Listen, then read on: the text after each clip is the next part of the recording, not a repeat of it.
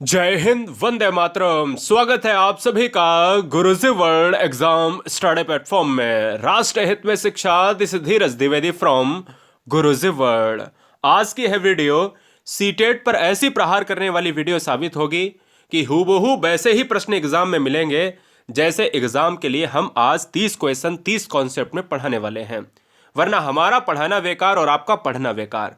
तो चलिए video start करते हैं। कंसंट्रेशन के साथ इस हिंदी पेडागोजी को पूरा खत्म करेंगे और आपको ये वीडियो के एंड में एक ऐसी एनर्जी महसूस कराएंगे कि आपने कभी उम्मीद नहीं करी होगी। चलिए, पहला क्वेश्चन आपके स्क्रीन पर है। अपना स्कोर कार्ड जरूर चेक करें कि 30 क्वेश्चन में क्या आप 16 से 17 स्कोर कर पा रहे हैं। पहला क्वेश्चन, भाषा शिक्षण की विधियां मुख्यतः किस पर निर्भर करनी चाहिए या करती हैं? 4 ऑप्शंस आपके स्क्रीन पर है। भाषा शिक्षण की विधियां क्या परीक्षा पद्धति पर, बच्चों का स्तर, आयु और प्रकरण पर, सी है समय अवधि पर, एंड लास्ट वन लक्ष्य भाषा पर। आंसर हमारा फर्स्ट का आंसर क्या चला जाएगा? बी फॉर ब्रिलियंट चला जाएगा। रीजन क्या है कि भाषा शिक्षण की विधियां दोस्तों बच्चों के स्तर पर, इसलिए कि एक क्लासरूम में अगर कोई अध्यापक अध्यापिका पढ़ा रहा है तो वो बच्चे का स्तर तो पहले जाने तब तो पढ़ाए, और किस पद्धति से पढ़ा रहा है, क्या प्रकरण है वो भी जानना चाहिए। आयु पहले बच्चों का, स्तर जानना चाहिए कि वो किस क्लास का है। तो सबसे पहली तो नजर बी ऑप्शन पर जाएगी। कविता शिक्षण में कौन सा तत्व उसे गद्य से अलग करता है? बहुत आसान प्रश्न है, लेकिन गलत आप बहुत भर भर के करोगे इस क्वेश्चन को। देखिएगा दोस्तों, कविता शिक्षण में कौन सा तत्व उसे गद्य से अलग करता है, तो आंसर हमारा क्या जाएगा? ऑप्शन नंबर डी जाएगा। क्यों जाएगा? कविता किसमें आती है? कविता एक पद्य में आती है, और पद्य जो होता है वो गाया जाता है, गाकर पढ़ा जाता है। और गद्य में क्या आता है? गद्य में दोस्तों कहानी आती है, कविता आती है। तो कहानी आती है, उसको केवल नॉर्मल तरीके से हम पढ़ते हैं। तो कहानी और कविता में फर्क कितना होता है? लयबद्धता का फर्क होता है। तो कविता शिक्षण में कौन सा तत्व उसे गद्य से अलग करता है? तो मतलब गेयता के आधार पर ही अलग करेगा, लयबद्धता के आधार पर अलग करेगा। तो आंसर डी हो जाएगा। अर्थ की गहनता को समझने में कौन सी पद्धति सर्वाधिक रूप से सहायक है? अर्थ की गहनता को समझने के लिए द्रुत पठन होना चाहिए, सस्वर पठन होना चाहिए, धीमा पठन होना चाहिए, या फिर मौन पठन होना चाहिए। तो आंसर हमारा क्या हो जाएगा? हमारा आंसर हो जाएगा मौन पठन के लिए ऑप्शन नंबर डी लॉक हो जाएगा। तीसरे का आंसर डी हो जाएगा। याद रखेंगे मौन पठन क्यों? क्योंकि अर्थ की गहनता को समझने के लिए बहुत ही कंसंट्रेशन से कोई बच्चा अगर पढ़ रहा है तो मतलब मौन होकर पढ़ रहा है, तो आंसर हमारा डी लॉक होगा। निम्नलिखित में कौन सा भाषा शिक्षण का उद्देश्य है? कौन सा भाषा शिक्षण का उद्देश्य है? जवाब देना है भाषा सीखते समय त्रुटियां बिल्कुल ना करना, भाषा की बारीकी और सौंदर्य बोध को सही रूप से समझने की क्षमता को हतोत्साहित करना, भाषा के व्याकरण सीखने पर बल देना, निगेटिव ऑप्शंस को हटा देना एक कला होती है, क्या आप हटा सकते हो? निजी अनुभव के आधार पर भाषा का सृजनशील प्रयोग करना, तो मैं कहता हूं बिल्कुल ना करना निगेटिव है। सौंदर्य का बोध को सही रूप से अगर हतोत्साहित, भाई प्रोत्साहित करो तो पॉजिटिव है, हतोत्साहित तो निगेटिव है। बल देना एक निगेटिव है, आंसर डी हो जाएगा, क्योंकि सबसे बड़ा आंसर, सबसे पॉजिटिव आंसर सृजनशील आ रहा है, तो इसलिए इससे बेस्ट आंसर हो नहीं सकता। चलिए, यदि पहली बार है आप गुरुजी वर्ल्ड एग्जाम स्टडी पर, तो गुरुजी वर्ल्ड एग्जाम स्टडी लाखों और मिलियंस बच्चों को एक सरकारी विद्यालय में सरकारी अध्यापक अध्यापिका बना चुका है। अगला नंबर आपका है। अगर ईमानदारी से सिलेक्शन चाहते हैं तो ईमानदारी से फ्री में सारे कोर्स प्राप्त करने के लिए, सिलेक्शन के लिए सब्सक्राइब करें। भाषा शिक्षण में सहायक है दोस्तों, भाषा शिक्षण में अगर सहायक है तो क्या है? पांचवें का आंसर क्या हो जाएगा? ऑप्शन नंबर ए, निदानात्मक एवं उपचारात्मक कार्य। शुद्ध भाषा पर देखिए बच्चे को बल नहीं दे सकते। साहित्य शिक्षण से भाषा शिक्षण नहीं सही होगी। व्याकरण नियम और रूल जानने से सही शिक्षण नहीं हो सकता। हाँ, जो त्रुटियां हैं उनको निदान के रूप में लाइए, जो त्रुटियां हैं, गलतियां हैं, उनको उपचार करिए। आंसर ए जाएगा। भाषा शिक्षण की प्रक्रिया क्या है? ए, बी, सी, डी, 4 ऑप्शंस है। अत्यंत जटिल प्रक्रिया है, भाषा की कक्षा में ही संभव है, घर में संभव नहीं है। आंसर निगेटिव तुरंत हटाइए। विभिन्न कक्षाओं की कक्षाओं में भी संभव है, घर में संभव नहीं है, गलत। ही वाला कक्षा में ही कंडीशन डालना, तुरंत हटाइए। अत्यंत जटिल प्रक्रिया है तो क्या है? तुरंत हटाइए। जटिल, कठिन, निगेटिव आंसर को तुरंत हटाना। अगर एक कला आप समझ गए तो क्वेश्चन को कोई भी पेडागोजी हो, इवन ईवीएस हो, पेडागोजी हो, मैथ पेडागोजी हो, सीडीपी पेडागोजी हो, आप सब कर ले जाओगे। कविता शिक्षण में आप सर्वाधिक महत्व किसे देंगे? अब ध्यान दीजिएगा, कविता शिक्षण में अगर आप कविता पढ़ा रहे हो तो आप सबसे ज्यादा महत्व किसको देंगे? कविता में अलंकारों की पहचान करना, कि अलंकार बता दो, समास बता दो, संधि बता दो। कविता का भाव विश्लेषण करना, ये हो सकता है, पॉजिटिव है। कविता के तत्वों के आधार पर उसकी समीक्षा करना, ये भी सही है। कविता का भावपूर्ण पाठन और रसानुभूति, तो कविता में क्या है, रस की अनुभूति की जाती है जो दिल को छूने वाली होती है और उसके भाव को ग्रहण किया जाता है, इसलिए सबसे ऑप्शन बेस्ट है डी ऑप्शन, क्योंकि इसमें सबसे पॉजिटिव आंसर है रसानुभूति। कविता का एकदम से हृदय स्पर्शी रसानुभूति कर लेना, आंसर हमारा डी लॉक करेगा। अगला क्वेश्चन 8 नंबर। विद्यालय आने से पूर्व बच्चे भाषा के व्याकरण की सचेत समझ रखते हैं, ऑप्शन ए। भाषा का बिल्कुल भी ज्ञान नहीं रखते हैं, ऑप्शन बी। भाषा में समझने समझाने की कुशलता से लैस होते हैं, यानी अपनी भाषा में समझने समझाने की कुशलता से लैस होते हैं, या फिर सभी भाषाओं में पूर्ण दक्षता रखते हैं। विद्यालय आने से पूर्व बच्चा तो कोरी स्लेट होता है, लेकिन ऐसा भी नहीं कुछ नहीं जानते हैं। सभी भाषाओं में तो होते नहीं है, क्योंकि हर भाषा कैसे भैया गर्भ से सीख कर आएगा क्या, या 1 से 4 साल जब तक घर तक रहता है विद्यालय जाने से पूर्व, तो क्या सीख लेगा क्या, नहीं। अब देखिएगा यहां पर जो आंसर है वो ऑप्शन नंबर सी हो जाएगा, अपनी भाषा, मातृभाषा, मदर टंग की बात करते हैं, इसलिए अपनी भाषा में समझने समझाने में कुछ लैस होते हैं, इसलिए आंसर सी हो जाएगा। शिक्षक की स्वयं की भाषा प्रयोग की कुशलता, लॉक किया जाए, आंसर क्या हो सकता है। 30 क्वेश्चन धमाकेदार लेकर आए हैं और इस धमाकेदार वीडियो में आपको एक सिलेक्शन की एक जो कमी है ना वो पूरी होती दिखाई देगी वीडियो के अंत तक। शिक्षक की स्वयं की भाषा प्रयोग की कुशलता, 9 नंबर का जो आंसर होगा डी हो जाएगा। भाषा के बच्चों के प्रयोग के लिए आदर्श रूप प्रस्तुत करती है, इसलिए डी ऑप्शन सही हो जाएगा। बाध्य निगेटिव है, अलंकारिक निगेटिव है, नहीं निगेटिव है। नेक्स्ट, भाषा सीखने सिखाने के प्रयोग में अर्थ गढ़ने का आधार मुख्यता है। अगर हम लैंग्वेज सिखा रहे हैं या सीख रहे हैं, उस प्रक्रिया में अर्थ गढ़ने का आधार मुख्यता है, तो क्या होना चाहिए, किस तरीके से ज्यादा बच्चों को समझ में आएगा, किस तरीके से बच्चा भाषा शिक्षण में, भाषा डेवलप करने में अपने आप को सहज महसूस करेगा, तो आंसर क्या हो जाएगा, ऑप्शन नंबर डी, सामाजिक सांस्कृतिक परिवेश। इसमें जितना जल्दी बच्चा सीखता है उतना जल्दी कहीं नहीं सीखता है, ठीक है ना, याद रखिएगा। 11 कक्षा 1 और 2 के बच्चे से क्वेश्चन है कि कक्षा 1 और कक्षा 2 के बच्चों के लिए आप किस तरह की कहानी का चयन करेंगे। बड़ा सुंदर प्रश्न है कि 1 और 2 का बच्चा, कंडीशन डाल दी भैया पहले से उसने कि क्लास 1 और क्लास 2 का बच्चा है, किस तरह की कहानी का चयन करेंगे आप, जो बहुत छोटी हो, जिसमें बहुत सारे पात्र हो, जिसमें 2 ही पात्र हो, जिसके शब्दों में वाक्यों और घटनाओं का वर्णन किया गया हो और शैली जो है चित्रात्मक हो, तो इससे बेस्ट आंसर क्या हो। कंडीशंस वाले नहीं लेने हैं, कंडीशंस कोई जिसमें कंडीशंस कहते नहीं, इसमें एक ही होना चाहिए, इसमें 2 ही होने चाहिए, गलत है। सस्वर पठन का मुख्य उद्देश्य क्या होना चाहिए। सस्वर पठन का मुख्य उद्देश्य दोस्तों आपको बताना है। सस्वर पठन की बात अगर की जाए तो क्या बच्चों की पढ़ने संबंधी झिझक को समाप्त करना, बोल बोल कर पढ़ना, द्रुत गति से पठन करना या पढ़ना, मौन पठन करना। सस्वर पठन की बात अगर कर दी जाए ना, तुरंत तुरंत दोस्तों याद रखना है। बहुत बढ़िया क्वेश्चन है, बहुत जबरदस्त क्वेश्चन है। इस क्वेश्चन को याद रखना है कि 12 नंबर का जो आंसर है, 12 का आंसर ऑप्शन नंबर ए चला जाएगा। बच्चों की पढ़ने संबंधी झिझक को समाप्त करना, इसलिए इस क्वेश्चन का आंसर ए हो जाएगा। सस्वर पठन में क्या होता है, ऑप्शन नंबर ए सुइटेबल, इसलिए बड़ा है, पॉजिटिव है और झिझक को समाप्त करता है। चामस्की से क्वेश्चन आता ही आता है कि भाषा डेवलप करने के लिए, भाषा प्रयोग के लिए चामस्की जाने ही जाते हैं। चलिए चामस्की से क्वेश्चन कर लेते हैं। चामस्की के अनुसार कौन सा कथन सही है।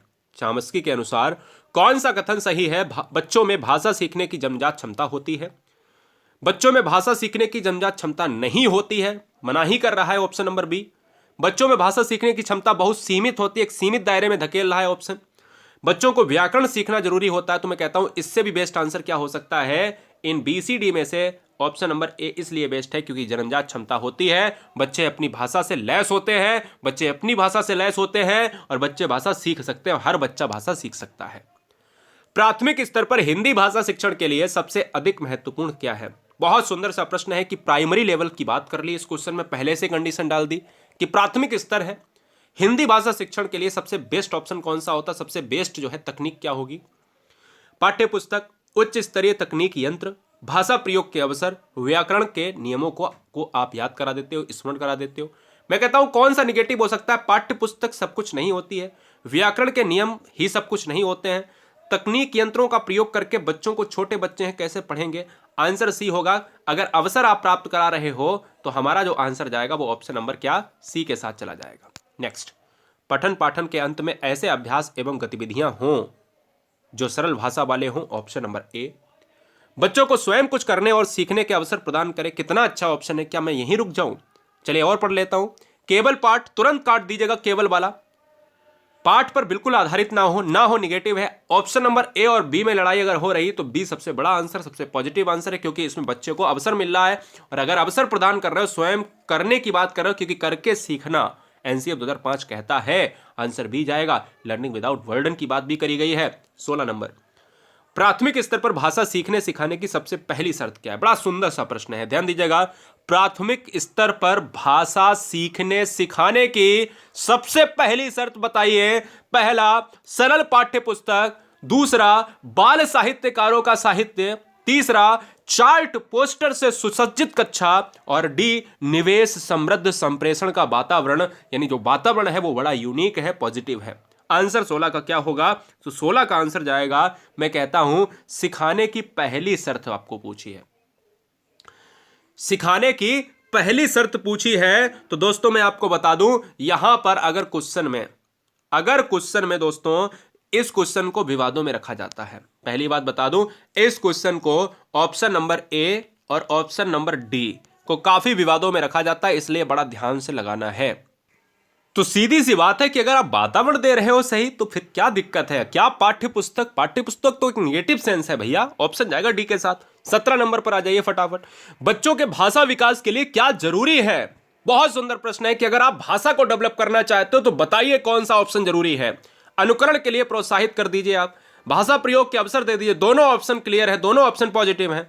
साहित्य पढ़ने के लिए पुरस्कार दे दीजिए, टॉफी दे दी, कुछ भी दे दिया, किताब दे दी, पेन दे दिया, है ना।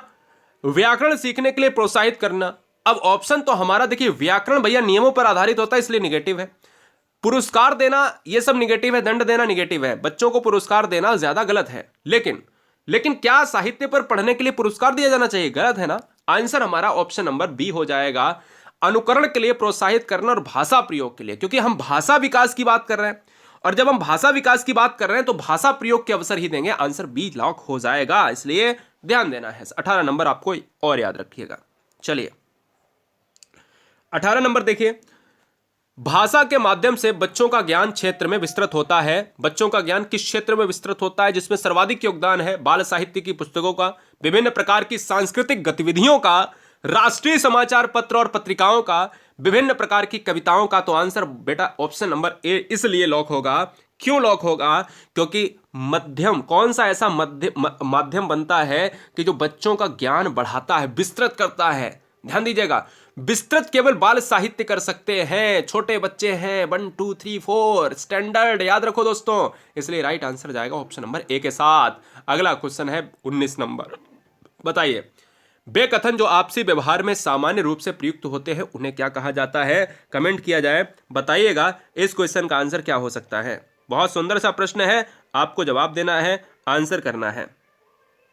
बताइए दोस्तों, वे कथन जो आपसी व्यवहार में सामान्य रूप से प्रयुक्त होते हैं उन्हें क्या कहा जाता है? तो उन्हें कहा जाता है अनौपचारिक कथन कहा जाता है, जिनकी कोई भी बाउंडेशन और कोई भी बैरियर ना हो। अगला क्वेश्चन 20 नंबर, तुरंत देखिएगा आंसर क्या होगा। प्राथमिक स्तर पर पढ़ाने वाली सुनीता, एक टीचर है जिसका नाम है सुनीता, अपनी कक्षा के बच्चों को प्रतिदिन एक कहानी पढ़कर सुनाती है और उस पर चर्चा करती है। आप इस कक्षा के बारे में क्या कहेंगे? एक प्राथमिक स्तर में पढ़ाने वाली जिसका नाम है सुनीता, एक अध्यापिका है, अपनी कक्षा के बच्चों को प्रतिदिन एक कहानी पढ़कर सुनाती भी है और उस पर चर्चा करती है। आप इसके बारे में क्या कहेंगे? सुनीता अपने शिक्षक प्रशिक्षण की रीतियों को निभा रही है, पढ़ने और मौखिक अभिव्यक्ति का विकास कर रही है। कहानी सुनाने से समय नष्ट हो रहा है, गलत तुरंत काट दीजिएगा। कहानी पर चर्चा भाषा विकास का अवरुद्ध, बिल्कुल अवरुद्ध का मतलब है रोकना, रुकावट, बैरियर। आंसर ए और आंसर बी ही हो सकता है। अगर इस क्वेश्चन को आप देखेंगे तो अगर ऑप्शन नंबर देखिएगा, बी सबसे बेस्ट आंसर हो सकता है। क्यों हो सकता है? क्योंकि मैं कह सकता हूं कि रीतियां निभाना और अभिव्यक्ति का विकास करना, सबसे बेस्ट आंसर बी जाएगा। भाई काम को करना क्या है? अभिव्यक्ति का विकास कर रहे हैं, वो भी लिखित और मौखिक दोनों। 22 आपके स्क्रीन पर है कि भाषा अर्जन क्षमता सिद्धांत से संबंधित है। एक क्वेश्चन मिस हुआ, कोई बात नहीं दोस्तों, आगे बढ़ेंगे। 22 नंबर देखेंगे, भाषा अर्जन क्षमता सिद्धांत से संबंधित है। कौन से सिद्धांत से संबंधित है तो मैं आपको बताता हूं। किनके सिद्धांत से संबंधित है? चामस्की के सिद्धांत से। चामस्की कहते हैं भाषा बच्चे पहले से ही लैस होते हैं, बच्चों की एक अपनी भाषा होती है। चामस्की जाने जाते हैं भाषा शिक्षण के संबंधित तौर पर एक जनक के रूप में जाने जाते हैं। चलिए 23 नंबर से एक क्वेश्चन है, माया अक्सर शब्दों को लिखते समय अक्षरों को छोटा बड़ा लिखती है। माया एक बच्ची है, लिखती है, उनके बीच समान दूरी नहीं रख पाती है। माया संभवतः ऐसा करती है। दोस्तों आपको मैं बता दूं, एक ऐसा सीडीपी में विकार है, एक ऐसा हिंदी पेडागोजी में, एक ऐसा हिंदी सीडीपी और ईवीएस पेडागोजी में विकार माना जाता है जिसको डिसलेक्सिया, डिस्ग्राफिया, डिस्मोर्फिया, डिस्थीमिया और कई नामों से जाना जाता है। अगर कोई लिखने राइटिंग से संबंधित कोई इश्यूज आ रहे, कोई अक्षमता है तो डिस्ग्राफिया होता है। यह बात आपको याद रखना है। डिस्ग्राफिया कहां पर है? कोई अगर लिखने में अक्षमता पैदा करता है, लिखने में अगर कोई विकार है, लिखने में क्या है, कोई विकार है, तो वो दोस्तों आपको याद रखना है, डिस्ग्राफिया हो जाएगा। अगला, व्याकरण शिक्षण की वह पद्धति अपेक्षाकृत अधिक उचित है जिसमें बच्चे नियमों को कंठस्थ कर लेते हैं, बच्चे उदाहरण से नियम की ओर जाते हैं, बच्चे नियमों से उदाहरण की ओर जाते हैं, या बच्चे सूत्रों का प्रयोग करते हैं। 24 नंबर का जो आंसर जाएगा वो किसके साथ चला जाएगा? तो मैं ये कहता हूं दोस्तों, मैं ये कहता हूं कि व्याकरण शिक्षण की वह पद्धति क्या है दोस्तों? व्याकरण शिक्षण की वह पद्धति जिसमें अपेक्षाकृत अधिक उचित माना जाए। अगर 24 नंबर में यह पूछा जाए तो मैं ये कहता हूं कि बच्चे उदाहरण से नियम की तरफ जाते हैं, इसलिए इस क्वेश्चन का आंसर बी माना जाता है। ये बात दिमाग में बैठा लीजिएगा।